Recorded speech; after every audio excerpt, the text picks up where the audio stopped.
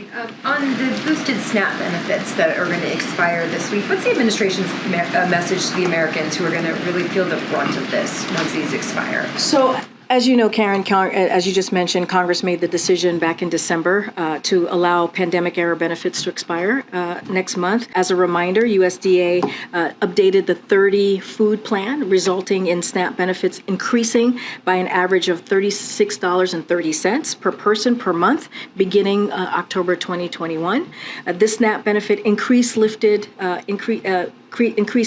estimate 2.3 million people out of poverty, including nearly 1 million children, with an average of, I should say, an even greater impact on children of color. Thanks, Karine. I want to ask about the economy. Shocker. Shocking, I know. So a new Fox News poll shows that only 36% of voters approve of the president's handling of the economy. 31% approve of the ways handling inflation. Are voters just not getting the right message, or is there something wrong with the president's policies? So look, first of all, no, there's nothing wrong with the president's policy. The last administration did not have a comprehensive plan on how to deal with COVID, hence the Inflation Reduction Act. That's also going to lower costs on healthcare, lower cost on energy, and also reduce the deficit by $200 billion. So more broadly than Dr. Fauci, though, I guess what I'm getting at is there was not so long ago a point where anyone asking the question of whether a lab leak was a credible theory that should be looked into, a lot of those people were derided as fringe, conspiracy theorists. So are there lessons learned, looking back about how we discuss theories when we don't have all of the answers? So here's what I can tell you is the president's commitment to getting to the bottom of this, right? That is what's the most important. So you said earlier that there is no other plan. The plan right now is the one that's being presented before the Supreme Court, and you feel strongly in your case. Obviously, those who have loans that they would owe in case this is rejected don't have that same ability. They have to have a backup plan in case. I know that 2 months would pass before they would have to pay those loans again in case the Supreme Court rejects this here. But what do you say to those Americans who have tens of thousands of dollars that they might be responsible for 2 months after the court makes its decision if they choose to reject it? Yeah. How should they be preparing right now for that, and what would you do to protect them? And I'll just add that yesterday, right in front of the Supreme Court, you saw many of those Americans speaking out loud and clear and saying how important the president's plan is to them because they're being crushed. But what should be the plan? Because everybody who has their own budget at home has to have a plan. I hear you, Peter, and economy. And so, look, we do not have another plan. This is our plan. This is it. We believe that we have the legal authority. That's why we took it to the highest court of the land, the Supreme Court. So you don't have another plan, which is to say for those other, and you have those individuals' backs, which is to say if this is rejected, though, there isn't anything in the works right now by this administration. What I'm saying to you, Peter, what I'm saying to you, Peter, is this is our plan.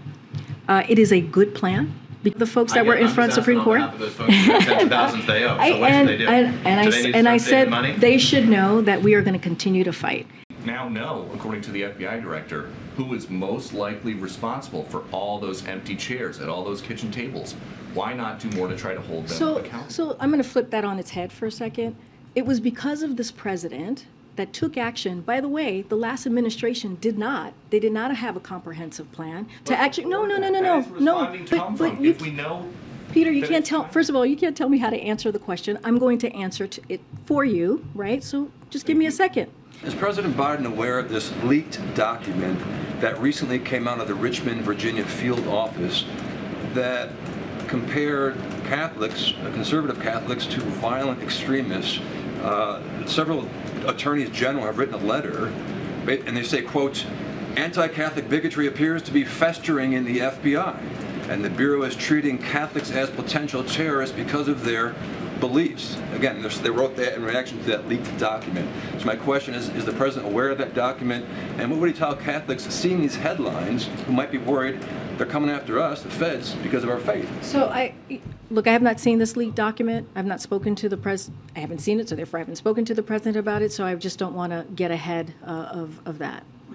The Labor Secretary pick, Julie Su, while she was Labor Secretary of California, the state lost between $20 billion and $32 billion in unemployment insurance to fraudsters. Meanwhile, 5 million people had benefits delayed and 1 million people had them wrongfully canceled. Is the president concerned that this will impact her getting confirmed? So a couple of things, because we got to put this all in context of what was happening at the time. Look, she believes in safety nets and need to be strengthened. That is something that she indeed believes in, and Does he think she can be confirmed? absolutely, yes. She thinks that the Senate should confirm her, and she is the right person for the job. Not to beat a dead horse on the DC crime bill, but I think there just still is some confusion here, because given the difference between the SAP that came out earlier last month and the announcement today, what led to this change of heart? Because it does seem there was a change of heart. Look, what I can tell you is what the president said himself, and just repeat that, which is he believes in every city has a community safe in D.C. and the people of D.C. safe, the residents of D.C. Safe and protected. So